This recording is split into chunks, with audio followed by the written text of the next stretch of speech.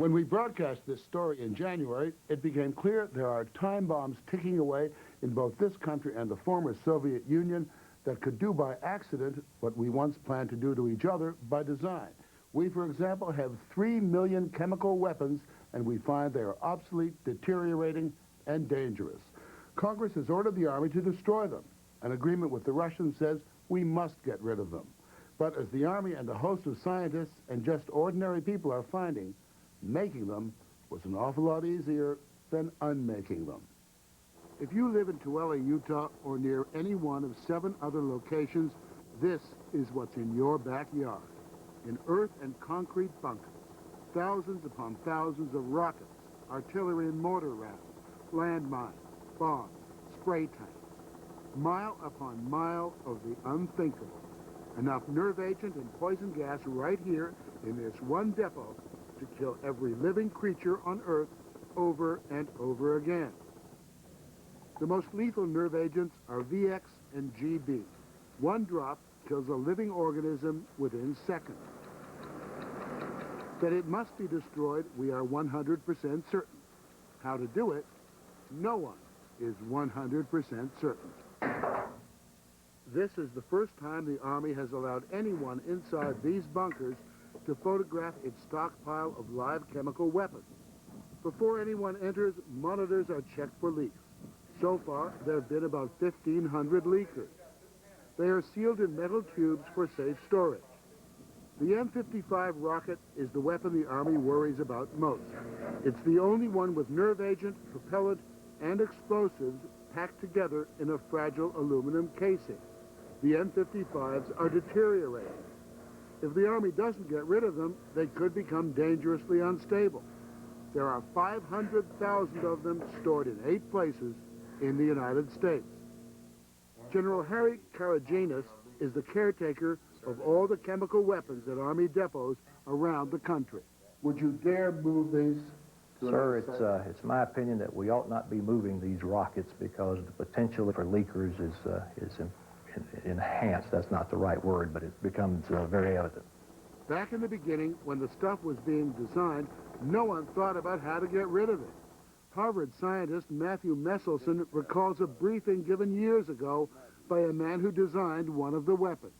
We asked him, since you designed it, his name was Mr. Berlin, how did you imagine that we would get rid of it if we didn't use them? And he looked up at us and said, sir, we thought we'd use them. We never figured out how to destroy them. So what to do with this curse? In 1982, the Army decided to burn it, to build 8 enormous high-tech incinerators, one at each depot. The total cost of the program is pushing $7 billion and rising. That's more than 20 times the cost of building the weapons in the first place. The Army first built a model incinerator on Johnson Atoll in the Pacific.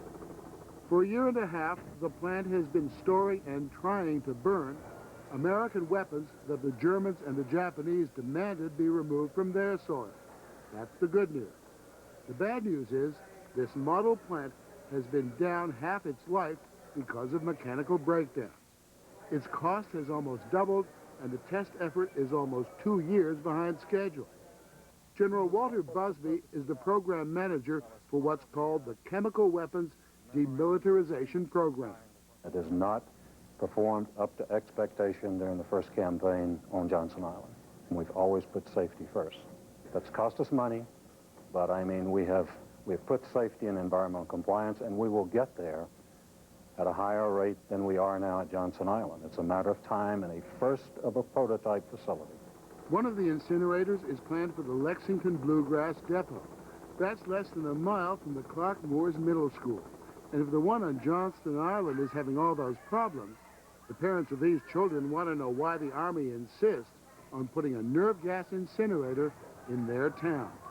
The depot in Richmond houses only a small percentage of the nation's chemical weapons, but the opposition is stronger here than anywhere else.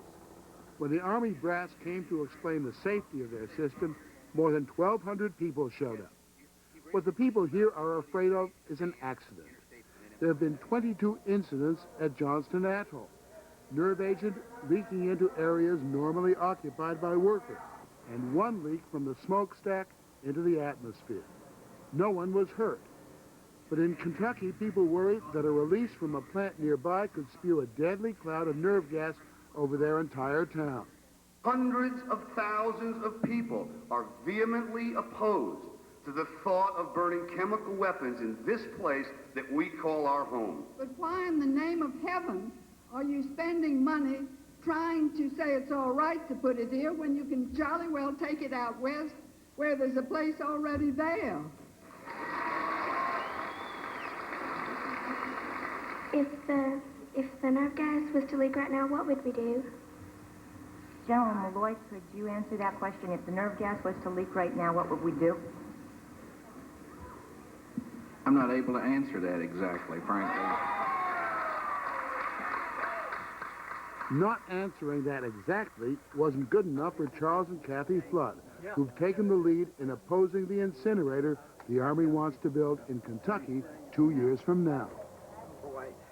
I don't think for a moment that they can accurately claim that they're going to be able to run this thing night and day, starting it up, slowing it down, stopping it, saying, gee, we're sorry about that, gee, it never did that before. Do all of that and tell us that some of it can't escape, and if it does escape, then they're very sorry, but we are dead.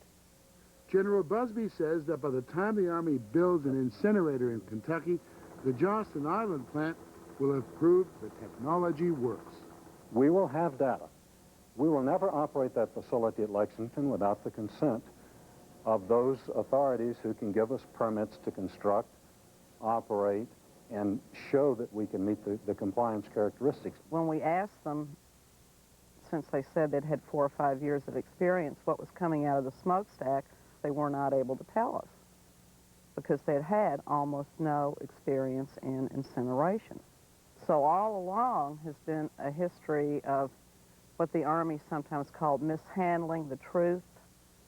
Thus far, in 10 years of experience, and our operational experience at Johnston Island, which is very limited, only 7 months of operation, we've shown that the process exceeds, not just meets, exceeds all the environmental and safety requirements. But an independent evaluation paid for by the Army said that while the overall plan seemed safe enough, the actual plant had some serious faults. And the Army's own records showed constant mechanical breakdowns in the furnaces and failures in the monitoring system. The organized opposition in Kentucky says this points to a future disaster for them. The Army's response is that it has safely burned nerve agent, that the process is 99.9999% efficient. To this day, they cannot really tell you what is coming out of that stack. We are the ones who are going to be dead if those statistics are wrong, and they choose moments that are the optimum moments for them. All of their statistics are slanted, and we are dealing with facts, real incidents, and real situations that have occurred.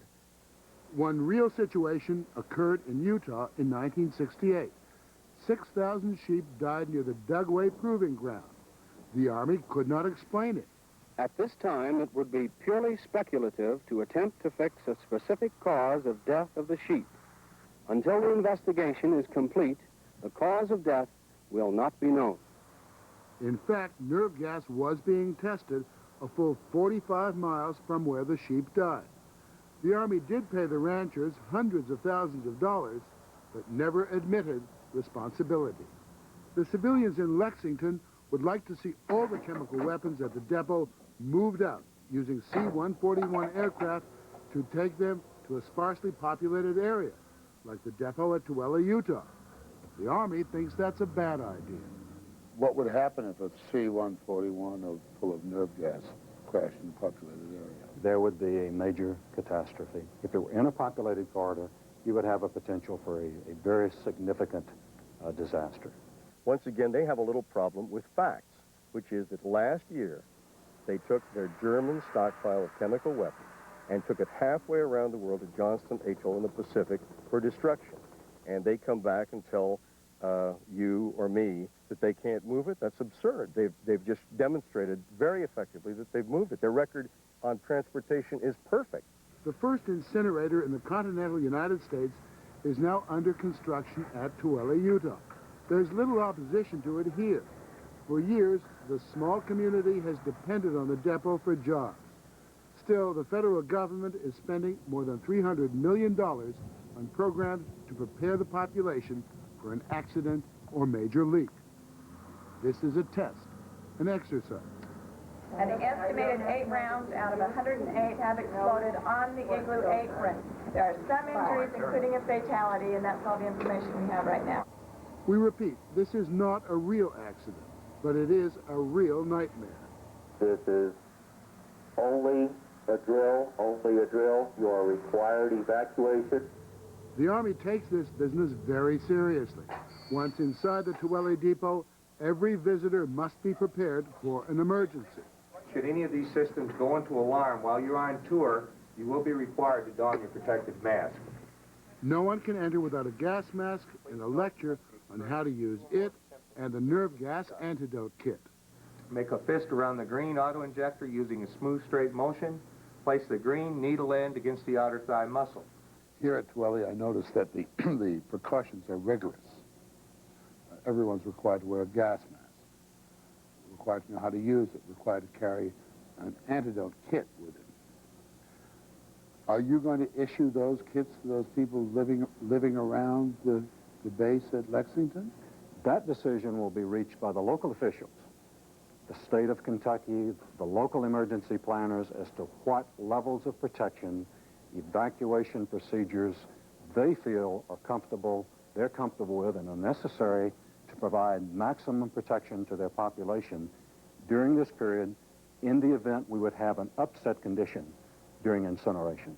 If that sounds like General Busby is dodging the question, the local man on the scene, the Madison County Emergency Planner, retired General Merwin Jackson, is emphatic. Are you going to supply the 40,000 people around here with that kind of emergency equipment?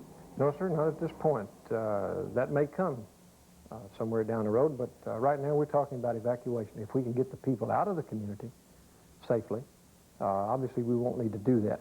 We checked the traffic at rush hour around the depot. These are the routes for a major evacuation of the area. It's hard to imagine what these roads would be like if there was panic. Kathy Flood says the current emergency plan defies common sense. Our hospital personnel who would be charged with treating chemically contaminated people have no protective gear. The emergency personnel are supposed to go out and direct traffic. Likewise, they have no protective gear. I think that if there was a chemical accident out there, that you just have to button up at home and hope for the best. There's some wonderful or dreadful irony to all of this, to all these weapons that cannot be used and cannot be moved and must be destroyed. It's a kind of devil's dilemma. Both sides in the Cold War built these things to try to scare the hell out of each other. And now all these years later and all these chemical weapons later, we've only succeeded in scaring the hell out of ourselves. Last month, General Busby announced the cost of the program to destroy chemical weapons could reach $9 billion. That's more than 5 times the original estimate. And Congress has introduced 4 bills which direct the Army to develop other methods for disposal, which means the program goes further and further behind schedule.